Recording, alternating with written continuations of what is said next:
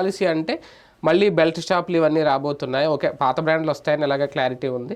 మళ్ళీ పాత విధానాలు మళ్ళీ అవేనా రిపీట్ కాబోతున్నాయా? ఏం చెప్పారు నిన్న ఆయన? ఇక్కడ 2 కోణాలు ఉందంట.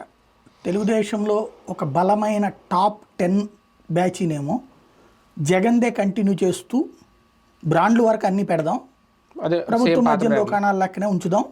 ఎందుకంటే బల్క్ అమౌంట్ వస్తుంది ఇక్కడ. అంటే ఈ వాకింగ్ లిక్కర్ షాప్స్ ఇప్పుడు ఉన్నది యథాతథంగా చేసేసి అవసరమైతే ఇంకో 500 షాపులు పెంచుదాం, బ్రాండ్లు అన్నీ ఉండేటట్టు చేద్దాం.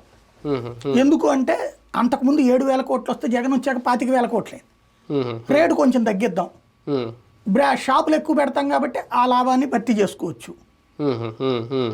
ఈ చీప్ లెక్కర్ని తక్కువగా అందుబాటులో తెచ్చి ఈ దాన్ని అదే ఈ బ్రాండెడ్ మందు ఎక్కువగా అందుబాటులోకి ఉంచితే ఎంత పెట్టైనా అవి కొనుక్కుంది అవుతారు ఆటోమేటిక్గా. ఆ విధంగా మన ఆదాయం పడిపోకుండా ఉంటుంది అనేది ఒక వర్గపు ఆలోచన.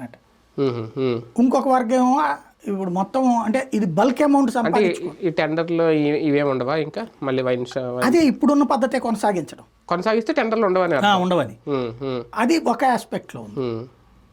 అదేంటి ఇక్కడ 2 రకాల ఇన్కమ్. ఒకటి రాష్ట్ర ప్రభుత్వానికి ఇన్కమ్, ఆ డిస్టిలరీ నుంచి వచ్చేటటువంటి డబ్బులు